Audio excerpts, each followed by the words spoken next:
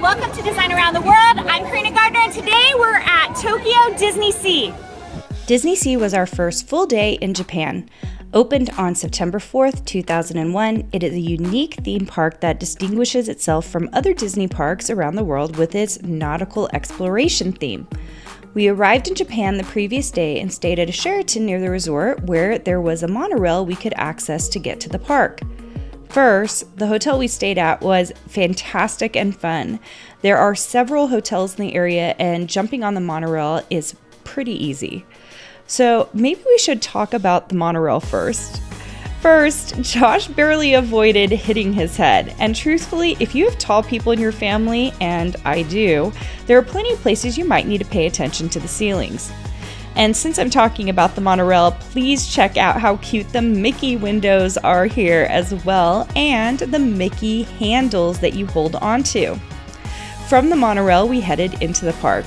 Tokyo DisneySea is divided into 7 themed areas known as ports of call, each offering a distinct experience and atmosphere, including the Mediterranean Harbor, which was Italian themed, American Waterfront, which is early 20th century New York and New England, the Lost River Delta, which is the ancient Central American ruins, Port Discovery, which is a futuristic marina, Mermaid Lagoon, which is an underwater kingdom from The Little Mermaid, Arabian Coast, which is from Arabian Nights, and Mysterious Island, which is Jules Verne inspired.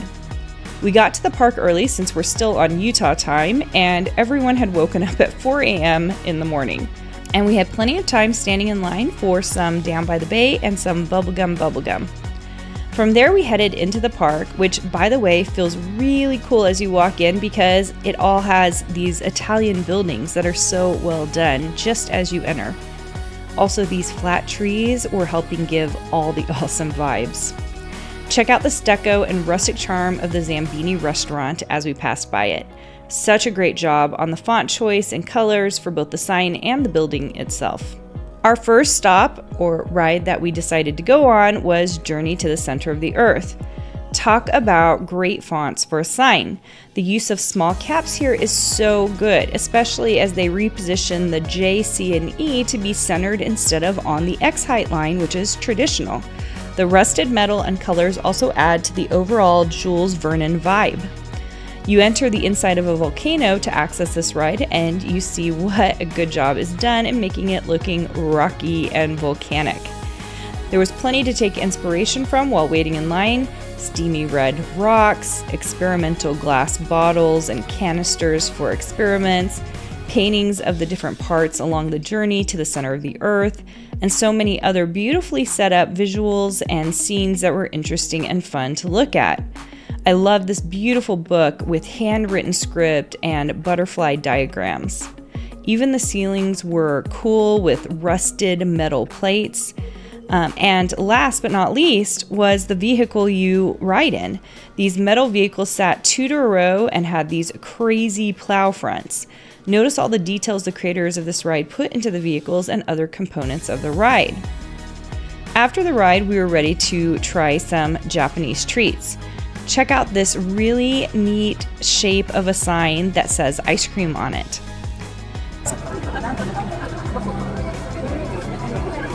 Oh, those things are nacho. Oh, you guys would like this. I think you would like this. It's like those wafer cookies, but ice cream in the middle. I like it. Since getting ice cream is hard work, we got in line for the Finding Nemo ride. The vibe here is very futuristic. Check out these blue futuristic submarines. I love the sleek lines and the geometric patterns in the fin and the bolts. Or this cool blue dome and its silver metal fencing, bolts, and other clean lines. While waiting, we saw the DisneySea Electric Railway steam by. Notice the more traditional colors, the banner title setup, and font choice. It's contrasted by the modern industrial look of the submarine and the port of call that we were in, as well as other devices placed in this futuristic marine world. Since everything was in Japanese, we didn't always know what was going on, but this video of how the ride we were getting on was going to shrink so that we could visit Nemo's world was pretty cool. The graphics in this video, which was both informative and entertaining, was terrific. The colors, clean lines, and modern animation matched the overall feel of this part of the park. Hey, and they even showed us how to get on. I love these silhouettes. It's just a little bit feeling like The Incredibles, which I really like. Simple line instructions were all that was needed for a fun-filled ride with the kids on this Nemo adventure. Before we head into Italy, just a reminder that if you love this design video, there are lots of fun design inspiration for you on my channel, so be sure to subscribe. So from Finding Nemo, we head to the Mediterranean harbor where there are so many beautiful stucco buildings. Mediterranean Harbor was created to be the stunning entrance to Tokyo DisneySea. It was designed to look like a picturesque Italian seaside town, which I think they were pretty successful with. From the moment you step in, it does not disappoint.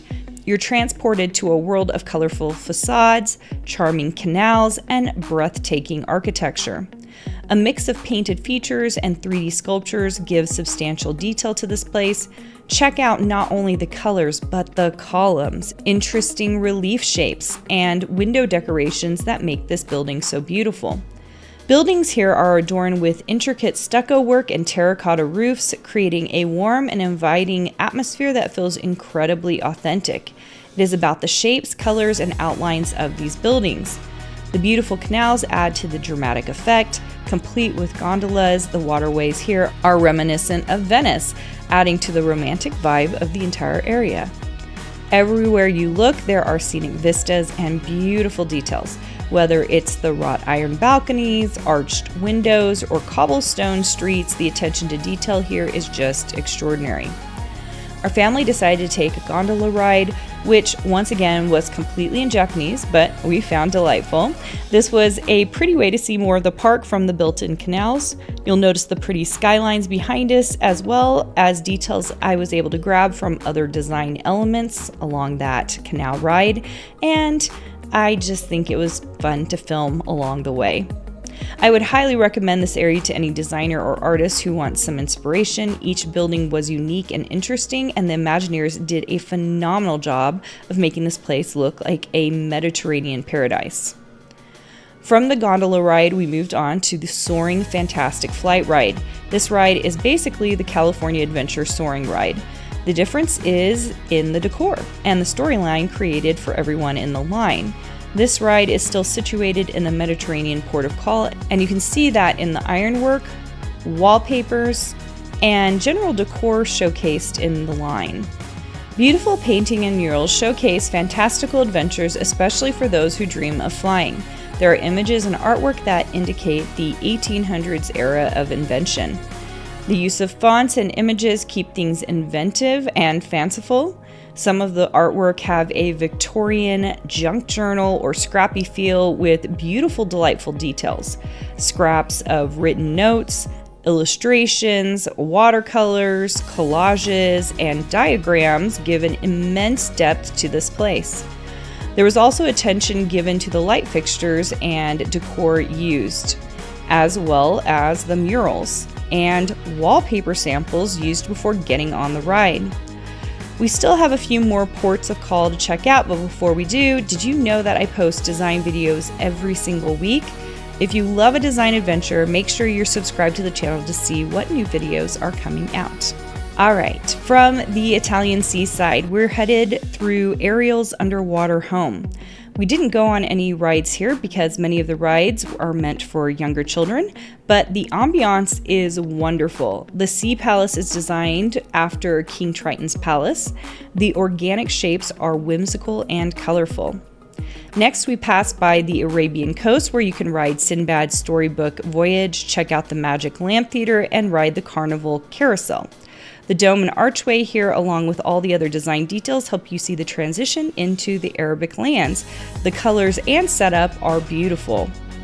Next, we headed to the Indiana Jones ride, which is located in the Lost River Delta port of call. This is everything you would expect from an Indiana Jones setup. old stone architecture and motifs that feel strange and exotic. The details and decor here is meant to feel ancient, old, and adventurous, just like you would feel if you had stepped into any of the films. This ride is similar to the one at Disneyland in California. If you've been to Disneyland Paris, the Indiana Jones ride there is, in contrast, a roller coaster versus this rugged Jeep adventure. And if you aren't charmed by all the fabulous ancient decor, which I was, watching Harrison Ford speak in Japanese is pretty fun too. Finally, we headed into the American waterfront to take on the Tower of Terror.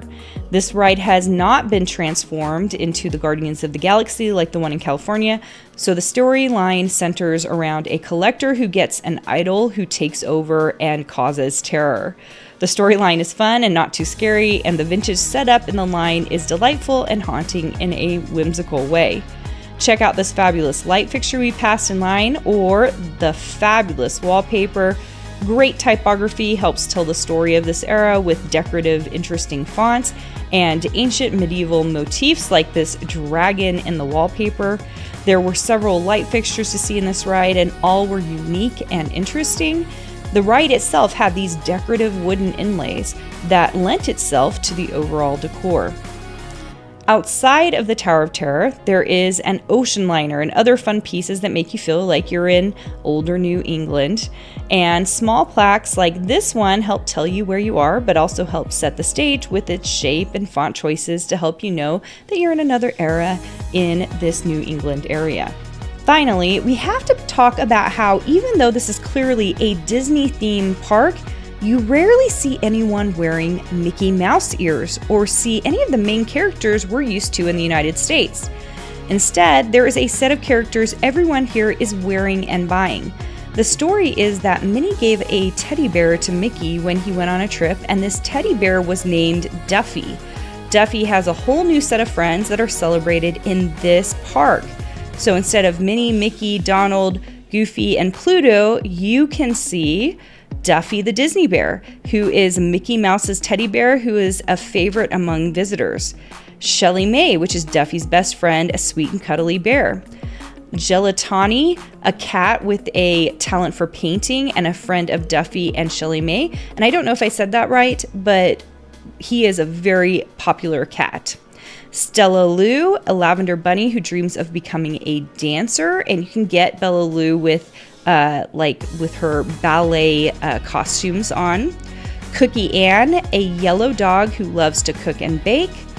Olamel, a turtle who plays the ukulele and loves music.